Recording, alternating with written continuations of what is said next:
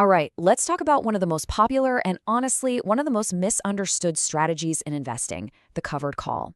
It always gets pitched as this super simple way to make a little extra money on your stocks, but is it really that simple? Today, we're going to pull back the curtain and separate the facts from some pretty dangerous fiction. You've heard this one, right? Get paid while you wait. It sounds fantastic. Who wouldn't want to earn extra cash on stocks you were going to hold on to anyway? But is that really what's happening? Let's dig in. So here's our game plan. We're going to start with the one single fact you absolutely have to know. Then we'll bust some common myths about the money you make and the strategy itself. And we'll wrap it all up with a whole new way to think about this.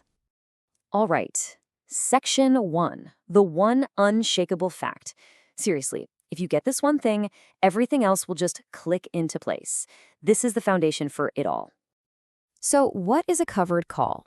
The official definition sounds a bit dry, but all it means is this. You own a stock, let's say 100 shares of it, and you sell someone the right to buy that stock from you at a specific price by a specific date. For selling them that right, you get paid some cash right now. That cash is called a premium. Simple enough, right? And this right here is the unshakable fact. Forget all the marketing fluff for a second. At its absolute core, every single covered call is made of just two things.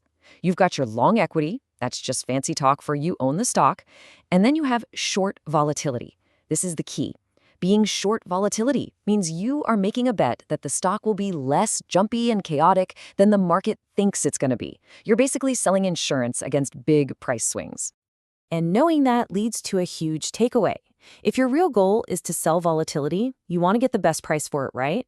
Well, as the author points out, you get paid the most when you sell an option that is at the money, or ATM. All that means is the option's price, the strike price, is really, really close to the stock's current price. That's where the uncertainty and therefore the premium is highest. Okay, Section 2. Now that we know a covered call is really a bet against volatility, let's start tearing down some of the biggest myths about how you actually get paid. Myth number 1. This is the biggie. You see it everywhere. The idea that you can just flip a switch and your stocks will start spitting out cash like an ATM. It's an awesome idea, but calling it income generation, well, that's a dangerous oversimplification. Here's the critical difference. You need to separate the idea of revenue from income.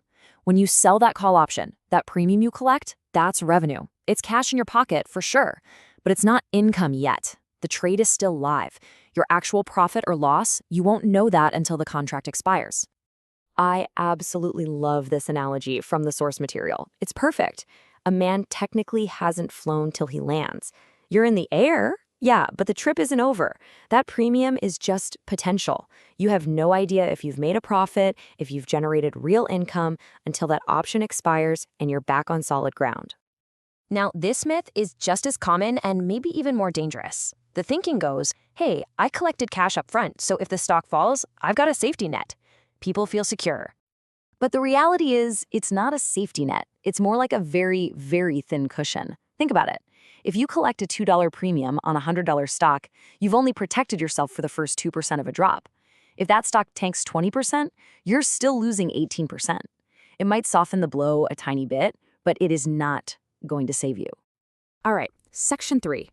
So the payoff isn't exactly what it seems. Now let's look at the myths about the strategy itself, like when and why you should even use covered calls in the first place. This is classic advice. You hear it everywhere. Oh, you think the stock is just going to trade sideways or maybe drift up a little? Sell a covered call. But according to the research, this is focusing on completely the wrong thing. Remember that unshakable fact we talked about? A covered call is a short volatility trade. So your decision shouldn't be about where you think the stock price is going. It should be about where you think its volatility is going. The real goal is to sell volatility when it's expensive. Selling it when it's cheap can be an absolute disaster.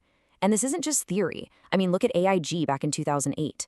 They were basically selling a type of option when volatility was way too low. And it didn't just hurt them, it nearly brought down the entire global financial system. The stakes are high. This one seems to make sense, right? If the goal is to sell high volatility, shouldn't you just hunt down the wildest, most volatile stocks you can find to get those giant premiums? Well, it's not quite that simple. And this is where you see a really deep split in how people view the market. On one hand, you have the efficient market folks, like AQR, who say a bigger premium just means bigger risk. You're not actually getting a better deal. But then you have the value investors, who argue that volatility and risk are not the same thing. For them, if you've done the work and you think a stock is cheap, high volatility is a gift. It's the market overpaying you for risk you believe is much smaller. Okay, this last myth is a little more subtle, but it's so important. An investor thinks, you know what, I plan to sell my stock if it hits 110 bucks. So why not sell the $110 call option and get paid a little extra while I wait? It makes the option feel like just a flexible part of your plan. But here's the hard truth, and this quote says it all. An option is not a plan, it's a contractual obligation. You can change a plan. If that stock suddenly gets amazing news and rockets to 150, you can change your plan to sell at 110. But you cannot change that contract. You are locked in. The stock gets called away at 110, and you miss out on all that extra profit. Okay, section 4. We've busted the myths, so let's build something better in their place. Your new framework for thinking in terms of volatility. So let's tie it all together. First, the most important thing, start thinking about volatility, not just which way you think the price will go. Second, remember that premium is just revenue until the trade is officially over. Third, never forget what the trade actually is. You own the stock, but you're betting against its volatility. And finally, know the difference between a flexible plan and a binding contract. And this all leads to the final, most important question you have to ask yourself every single time you think about selling a covered call. When you collect that premium, what are you really being paid for? Are you being paid for some unique insight you have, something the market is missing? Or are you just being paid to take on a hidden risk that maybe you don't fully understand? The answer to that question changes everything.